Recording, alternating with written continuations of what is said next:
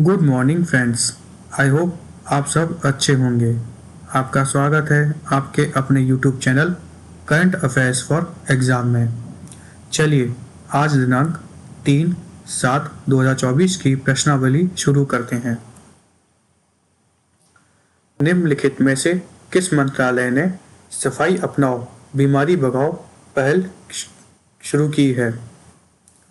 कृषि और किसान कल्याण मंत्रालय, वाणिज्य और उद्योग मंत्रालय, उपभोक्ता मामले का मंत्रालय, आवास और शहरी मामलों का मंत्रालय। इसका सही जवाब है आवास और शहरी मामलों का मंत्रालय। आवास और शहरी मामलों के मंत्रालय ने सफाई अपनाओ बीमारी भगाओ पहल शुरू की है। चलिए अगले प्रश्न पर आते हैं। निम्नलिखित में से कौन लगातार एक दिवसीय मैचों में शतक बनाने वाली पहली भारतीय महिला खिलाड़ी बन गई हैं? श्रियंका पाटिल, हरमनप्रीत कौर, स्मृति मंधाना, शेफाली वर्मा। इसका सही जवाब है स्मृति मंधाना। स्मृति मंधाना लगातार वनडे मैचों में शतक लगाने वाली पहली भारतीय खिलाड़ी बन गई हैं। चलिए अगले प्रश्न पर आते हैं। हर वर्ष अंतर्राष्ट्रीय प्लास्टिक बैग मुक्त दिवस कब मनाया जाता है? 1 जुलाई, 2 जुलाई, 3 जुलाई, 4 जुलाई। इसका सही जवाब है 3 जुलाई। अंतर्राष्ट्रीय प्लास्टिक बैग मुक्त दिवस हर साल 3 जुलाई को मनाया जाता है। इस विशेष दिन का उद्देश्य हमारे पर्यावरण पर प्लास्टिक बैग के हानिकारक प्रभावों के बारे में जागरूकता बढ़ाना है। यह लोगों को प्लास्टिक बैग का उपयोग बंद करने और पर्यावरण अनुकूल विकल्प खोजने के लिए प्रोत्साहित करता है। इसकी स्थापना बैग फ्री वर्ल्ड द्वारा की गई थी। बांग्लादेश 2022 में इन बैगों पर प्रतिबंध लगाने वाला पहला देश था। चलिए अगले प्रश्न पर आते हैं।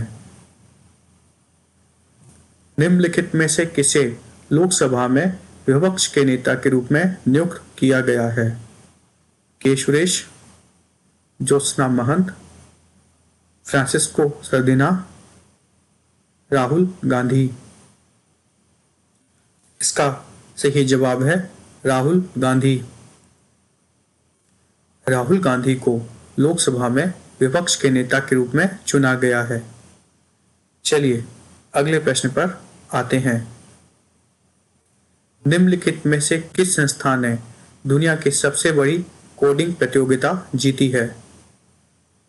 IIT Delhi, IIT Kanpur, IIT Mandi, IIT Indore. इसका सही जवाब है आईआईटी दिल्ली। आईआईटी दिल्ली के छात्र ने दुनिया की सबसे बड़ी कोडिंग प्रतियोगिता हाल ही में जीती है। चलिए अगले प्रश्न पर आते हैं। भारत, यूके और कौन सा निम्नलिखित में से अन्य देश लागत प्रभावी बायोडीजल उत्पादन के लिए सुपर हाइड्रोफोबिक सक्रिय कार्बन उत्प्रेरक विकसित करने के लिए सहयोग करेंगे? इसको मैं इंग्लिश में रिपीट कर देता हूँ। India, UK and which of the other following country will collaborate to develop super hydrophobic activated carbon catalyst for cost effective biodiesel production?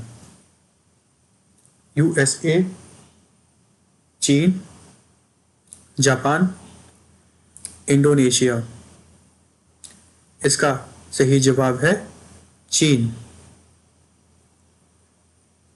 Britain, Bharat और चीन लागत प्रभावी बायोडीजल उत्पादन के लिए सुपर हाइड्रोफोबिक सक्रिय कार्बन उत्प्रेरक विकसित करने के लिए सहयोग करेंगे।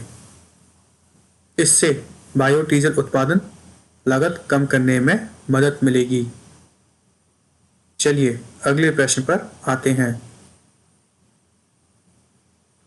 निम्नलिखित में से किस देश को FATF की ग्रे सूची में से हटा दिया गया है? बल्गेरिया, तुर्की, क्रोएशिया, केन्या। इसका सही जवाब है तुर्की। हाल ही में तुर्की को FATF की ग्रे लिस्ट से हटा दिया गया है। 2021 में मनी लॉन्ड्रिंग और आतंकवादी वित्त पोषण पर चिंताओं के कारण तुर्की को ग्रे लिस्ट की सूची में डाल दिया गया था। चलिए अगले प्रश्न पर आते हैं।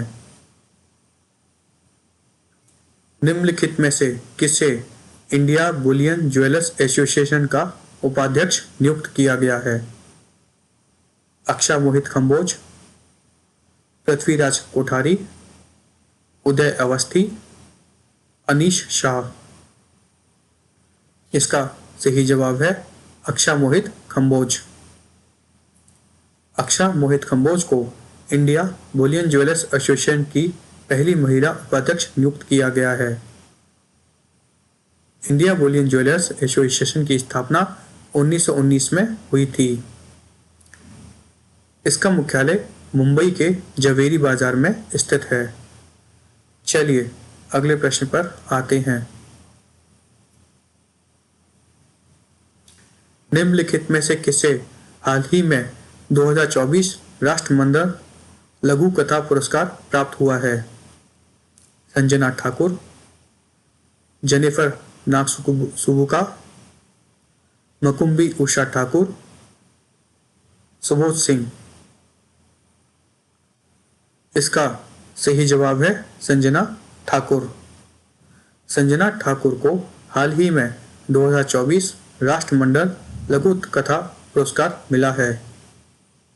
राष्ट्रमंडल लघु कथा पुरस्कार राष्ट्रमंडल फाउंडेशन द्वारा प्रशासित और वित्त पोषित अप्रकाशित लघु कथाओं के लिए एक वार्षिक पुरस्कार है। इस पुरस्कार में अफ्रीका, एशिया, कनाडा और यूरोप, कैरिबियन और प्रशांत के राष्ट्रमंडल क्षेत्र शामिल हैं। चलिए अगले प्रश्न पर आते हैं। निम्नलिखित में से किसे नया नेटो प्रमुख नियुक्त किया गया है? Jens Stoltenberg, Viktor Orban, Klaus Iohannis, Mark Rutte. इसका सही जवाब है मार्क रूटे। मार्क रूटे को नया नाटो प्रमुख नियुक्त किया गया है। फ्रेंड्स, आज का सेशन यहीं समाप्त होता है। आपको हमारा सेशन कैसा लगा कमेंट कर बताइएगा तथा लाइक एवं सब्सक्राइब अवश्य कीजिएगा। धन्यवाद।